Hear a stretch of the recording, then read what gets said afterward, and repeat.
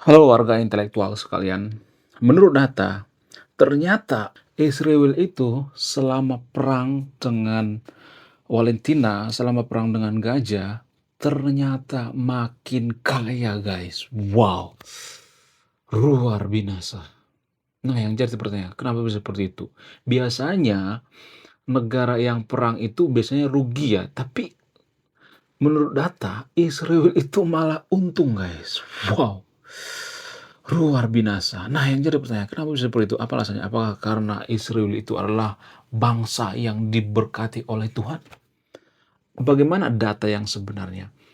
Kemudian, baru-baru ini Israel melakukan yang namanya transaksi ratusan triliun dengan Mesir dan Suriah, guys. Wow, luar binasa.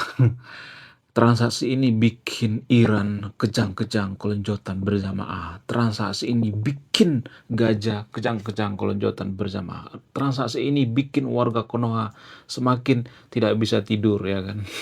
Nah, yang jadi pertanyaan, kenapa bisa seperti itu? Apa alasannya? Apa yang mereka transaksikan? Bukan kaleng-kaleng guys. Jumlahnya 500 triliun rupiah. Ada transaksi atau bisnis. Jadi ya kalau saya perhatikan tiap warga Konoha itu banyak mendoakan Israel itu makin hancur. Tapi semenjak perang semakin bangkit, semakin maju, semakin luar biasa. Bahkan ada deal-dealan, ada bisnis baru daripada Israel sekarang ini yang berjumlah 500 triliun rupiah guys. Wow, luar biasa. Nah yang jadi pertanyaan, kenapa Israel itu makin maju? Apa alasannya? Kenapa Israel itu makin kaya semenjak perang? Apakah perang ini membawa kekayaan bagi Israel? Bagaimana fakta yang sebenarnya? Kenapa Israel ini dapat durian runtuh 500 T baru-baru ini? Apa alasannya?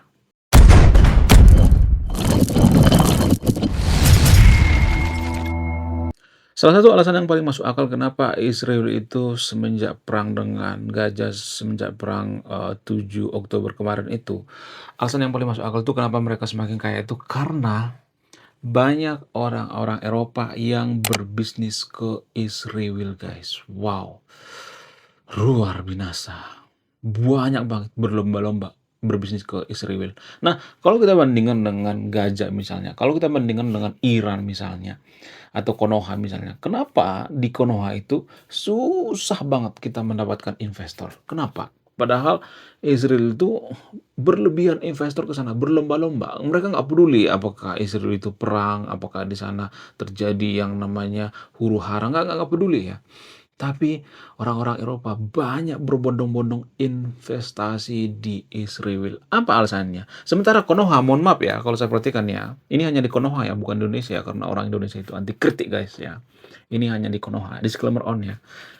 Kalau di Konoha itu ya, bahkan presiden Konoha sekalipun pergi ke luar negeri, mohon-mohon ya sama siapa? Sama Elon Musk untuk apa? Untuk supaya Elon Musk investasi di Konoha. Tapi Elon Musk menolak mentah-mentah. Ya, warga Konoha itu mohon-mohon pada Apple supaya apa? Supaya investasi di Konoha. Mohon-mohon sama Bill Gates dan lain sebagainya. Ya, malah ya, kalau saya perhatikan tuh yang dipilih itu Vietnam, India, dan China. Konoha tidak dipilih. Nah, yang jadi pertanyaan, kenapa bisa seperti itu? Apa alasannya?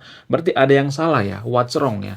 Ya, jadi gini guys, media-media yang ada di Konoha itu ya, kalau saya perhatikan itu sebagian ada yang media penyepong pemerintah. Sehingga kalau misalnya nih Anda mendengarkan berita-berita bombastis seperti misalnya, oh nanti Elon Musk akan investasi di Konoha, oh nanti akan seperti ini, itu propaganda guys ya. Jadi jangan percaya ya.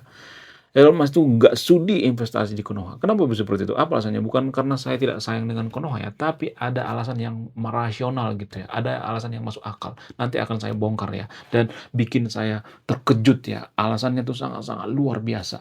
Nah, kalau kita bandingkan dengan Iran misalnya, kenapa di Iran itu malas investasi ya? Jadi kalau saya perhatikan tuh yang investasi di Iran itu paling China, Rusia. Itu pun mereka nggak terlalu serius gitu ya. Ya karena ya kasihan aja gitu ya sehingga investasi di Iran gitu ya ataupun di Valentina kalau saya perhatikan. Sementara di Israel itu gila-gilaan investor sampai ya sampai antri eee, memberikan modal ke sana. Apa alasannya?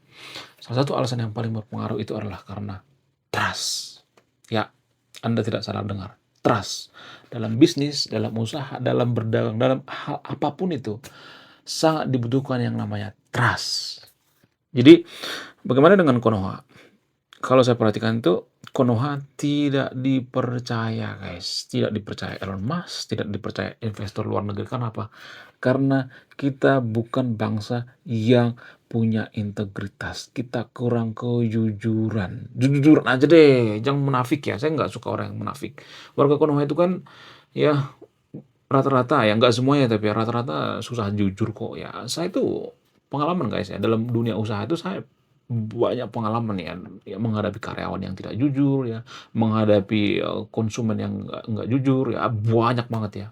Banyak penipu di Konoha guys. Jadi kalau misalnya nih ada yang mengatakan, oh nggak semua seperti itu, saya tidak mengatakan semuanya ya, tapi banyak penipu di Konoha. Sementara di Israel nggak terlalu banyak. Jadi mereka itu sangat berintegritas, kejujuran nomor satu. Mereka diajarkan, dari kecil diajarkan, kejujuran nomor satu. Nggak boleh bohong, nggak boleh menipu. Harus jujur. Jadi orang Israel itu dari kecil dididik seperti itu guys. Sehingga apa? Sehingga orang lain percaya, orang Eropa itu percaya berinvestasi di Israel. Kenapa mereka lebih percaya Israel daripada Konoha? Kalau misalnya nih ya orang Eropa berinvestasi, misalnya Elon Musk berinvestasi di Israel misalnya. Ketika Israel bangkrut, maka mereka tidak lari dari kenyataan. Mereka bertanggung jawab. Itu pentingnya trust. Ibaratnya gini guys ya. Jadi zaman dulu kakek saya pernah cerita gini guys. Dia punya temen orang China. Nah, di kampung saya itu ada orang China. Nah, ketika orang China ini kebakaran, bayangkan guys, kebakaran. Tokonya kebakaran, semuanya dilalap si jago merah, rata semua, datar semua, ya, sehingga dia nggak punya apapun. Nah, pada saat itu dia punya utang barang ke toko lain ya, toko kemenyan ya. Jadi dia tuh punya usaha di bagian jual beli kemenyan ya.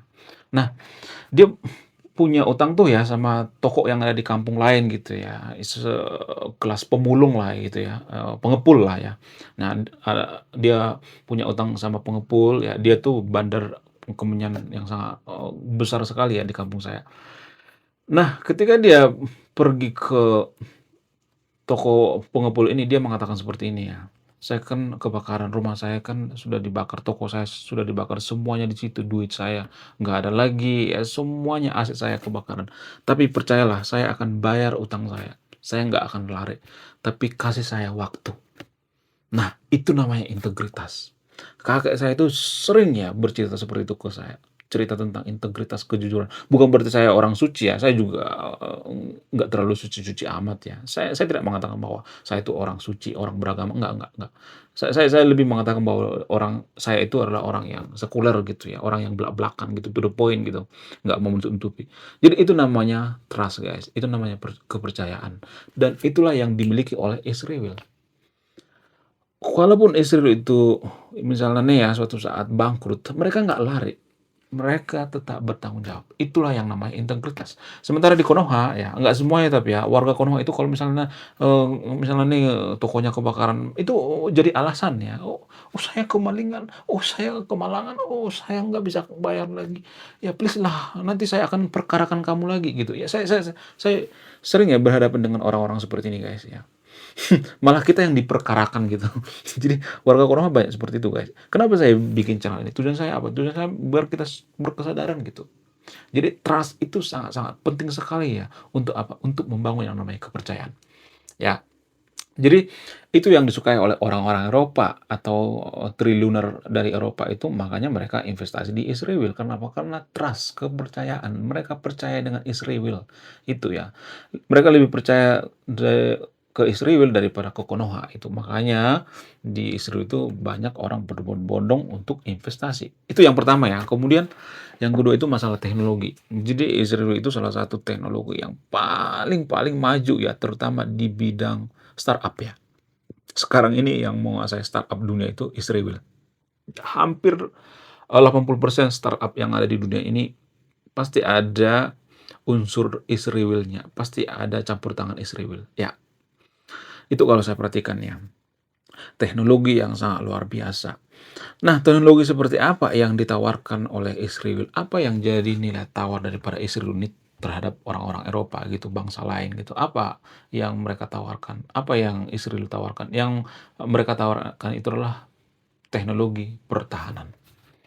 Nah, biasanya teknologi pertahanan itu nggak terlalu rame ya, nggak terlalu diminati. Tapi semenjak Israel itu perang dengan tetangganya, Valentina dan Gaza, dunia melihat, oh ternyata Israel itu masih sangat luar biasa teknologinya. Mereka punya drone, mereka punya pokoknya segala macam ya. Mereka punya teknologi yang sangat luar biasa. Sehingga ya negara lain tertarik gitu. Mohon maaf ya, saya tidak mengatakan bahwa Israel itu mempermainkan Gaza. Saya tidak mengatakan seperti itu ya. Tapi ya kalau saya perhatikan itu ini ibarat pembuktian gitu. Kita bisa loh. Orang Israel itu bisa. Jadi orang Israel itu menunjukkan kepada dunia, kita bisa. Kita sangat-sangat luar biasa. Teknologinya luar biasa. Kemudian tentara-tentaranya sangat luar biasa ya. Sangat luar biasa penemuan-penemuan daripada Israel. Sehingga negara lain tertarik gitu. Bahkan Konoha juga tertarik ya. Cuman Konoha nggak secara terang-terangan membeli ya peralatan-peralatan daripada Israel. Tapi melalui proxy gitu ya. Melalui negara lain ya. Biasa menggunakan atas nama Singapura ya. Nggak secara langsung tapi ya teknologi daripada Israel. Nah, yang jadi pertanyaan, kenapa teknologi Israel itu maju pesat? Kenapa mereka itu bisa dipercaya? Kenapa banyak investor berbondong-bondong ke sana? Apa alasannya? Alasan yang paling masuk akal itu karena dipengaruhi oleh pendidikan. Ya, lagi-lagi pendidikan ini sangat-sangat berpengaruh untuk kemajuan suatu bangsa. Makanya saya tuh sering koar-koar gitu masalah pendidikan. Pendidikan kita itu sangat-sangat terpuruk gitu ya. Pendidikan Konoha itu sangat tertinggal, tertinggal sekali gitu, apalagi pendidikan negeri. Aduh, kacau ya. Saya melihat pendidikan di Konoha itu ya, pendidikan negeri itu ya, sekolah-sekolah negeri itu sudah seperti sekolah agama gitu. Ya bukan berarti saya anti agama ya, jangan berpikir bahwa saya anti agama. Enggak. Jadi jangan berpikir seujon dulu ya. Yang saya maksud itu gini guys.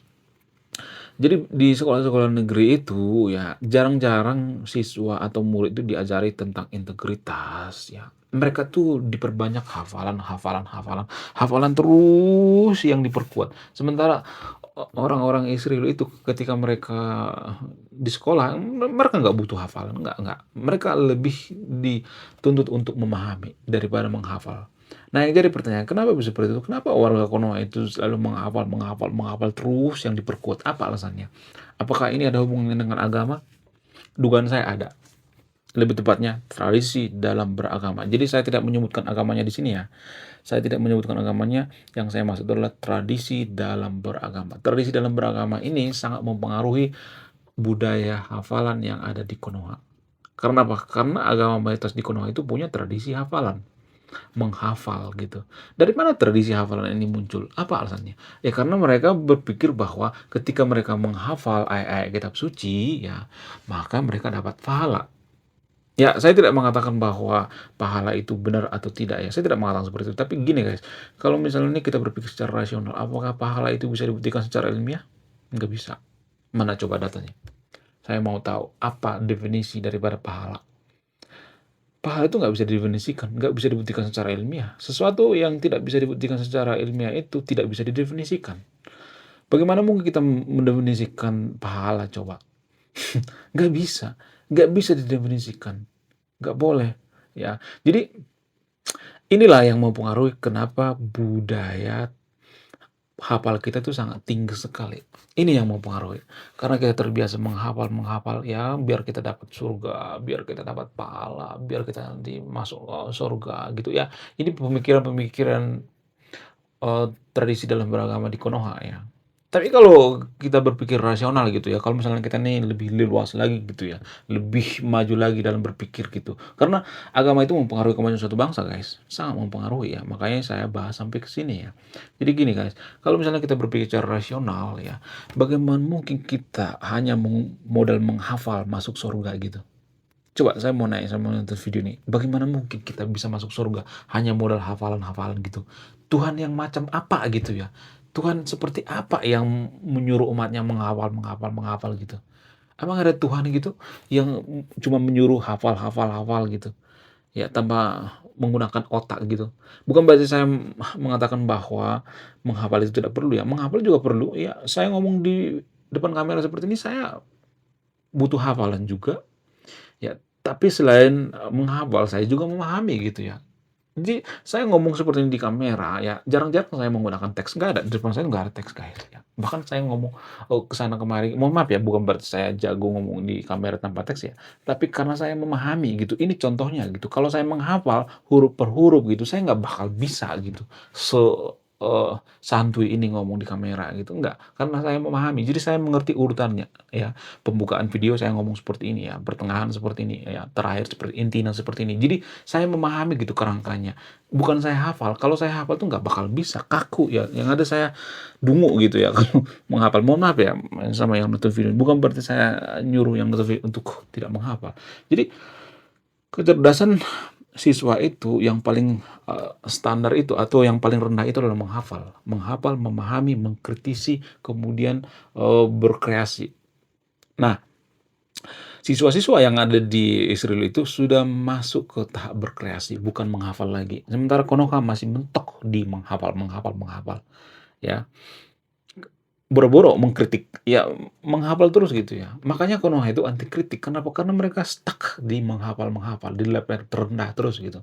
Jadi kalau kita mengkritik itu, maka kita akan dikata-katain, "Oh, sok tahu lu, tahu apa tentang agama, ngaji dulu sono." Jadi kita tuh cenderung anti kritik ya kalau boleh jujur ya. Kenapa saya bongkar ini? Karena ini mempengaruhi kemajuan suatu bangsa gitu ya. Kenapa negara kita nggak maju tuh ada hitung-hitungannya gitu, ada kalkulasinya gitu ya, bukan mengambang gitu ya. Itu kalau saya perhatikan. Jadi semua bertumbuh pada pendidikan. Biasanya negara maju itu mereka bisa maju karena pendidikan. Sistem pendidikan harus diperbaiki. Bukan kurikulum yang gonta-ganti ya, tapi sistem pendidikan guru terutama ya. Jadi guru-guru di Konoha itu ya, biasanya guru-guru di Konoha itu kan orang yang beragama juga ya. Lalu guru-guru di Konoha itu sudah terbiasa dengan tradisi hafalan, tradisi hafalan, tradisi hafalan dalam beragama. Sehingga ini terbawa-bawa ke sekolah, terutama sekolah negeri. Makanya sekolah negeri di Konoha itu ya fokus hafalan-hafalan dan tidak ada perubahan. Ya, sementara sekolah-sekolah swasta, ada juga sekolah swasta. Sekolah swasta Islam juga ada yang bagus kok. Ya, sekolah Islam terpadu ada kok yang bagus ya. Di Serpong kalau nggak salah ya. SMA negeri berapa itu ya, Serpong ya. Ada, sekarang sudah mulai ada perubahan ya. Semenjak ya ada yang namanya media sosial ya, mereka sudah mulai aware ya tentang pendidikan. Tapi yang saya kritisi adalah pendidikan negeri ya, SMP, SMA negeri ya. Saya sendiri males banget ya menyekolahkan anak saya ke sekolah negeri. Lebih baik saya kerjanya mati-matian gitu ya. Lebih baik saya bekerja keras untuk apa? Untuk ya supaya anak saya itu sekolah di swasta. Jadi zaman dulu, orang tua zaman dulu, zaman Pak Soeharto, orang Indonesia itu berlomba-lomba menyekolahkan anaknya ke negeri. Tapi kalau sekarang ini enggak, ke swasta. Karena apa? Karena swasta itu lebih bagus daripada negeri. Jadi ciri-ciri suatu negara itu terpuruk atau tidak itu kita bisa melihat dari sekolahnya. Nah, ini penting nih. Semakin terbelakang suatu negara, maka pendidikan negerinya akan semakin terbelakang juga. Itu ngikut arus, guys. Semakin bagus suatu negara, maka sekolah negeri itu semakin bagus. Nah, kalau kita perhatikan sekarang ini di Konoha, malah sekolah swasta yang lebih bagus daripada sekolah negeri kan. Itu artinya negara kita itu lagi mengalami yang namanya keterpurukan. Negara kita tuh mundur gitu ke belakang gitu. Ya, itu alasan kenapa sekolah swasta itu diminati. Dan biasanya SPP-nya sangat luar biasa, tinggi ya. Cuman di Konoha itu kan sekolah negeri itu kan gratis-gratis, tapi nggak gratis-gratis amat kok kalau saya perhatikan. Ya ada kok ya, ada bayaran-bayaran malah lebih mahal gitu ya, seragam apalah ya, buku lah, aduh ya macam-macam ya pokoknya. Kenapa bisa seperti itu? Ya karena guru-guru di Konoha ya, nggak semua guru ya, saya tidak mengatakan semuanya, tapi guru-guru di Konoha itu ya harus dibenerin dulu mindset-nya gitu ya. Jangan, mental korup atau mental maling gitu, nggak boleh seperti itu ya. Ini hanya di Konoha ya, bukan Indonesia ya, nggak urusan dengan orang Indonesia ya. Karena orang Indonesia itu anti kritik guys ya. Sedikit saja kita kritik maka akan kejang-kejang, kolonjotan berjamaah. Itu kalau saya perhatikan ya. Kemudian alasan selanjutnya misalnya, kenapa Israel itu diminati oleh investor gitu ya. Sementara Konoha itu mengemis-ngemis terhadap investor, nggak ada yang mau gitu, apa alasannya? Salah satu alasan yang paling mempengaruhi ya karena mereka itu punya tradisi dalam beragama. Nah, selain pendidikan, mereka punya tradisi dalam beragama. Jadi dalam agama Yahudi itu, mereka mengedepankan yang namanya logika. Makanya mereka itu biasanya ada semacam debat ya. Mereka berdebat tentang Talmud, tentang Torah dan sebagainya. Ya, mereka terbiasa menafsirkan sendiri ya apa yang mereka baca. Tidak seperti di Konoha. Kalau di Konoha itu kan, oh, sok tahu lu, sok jago lu, lu menafsirkan sendiri. Emang lu lebih hebat daripada UAS, lebih hebat daripada Ustadz Adi Hidayat, oh, lu lebih hebat daripada pokoknya macam-macam dah. Jadi nggak seperti itu, nggak boleh seperti itu ya.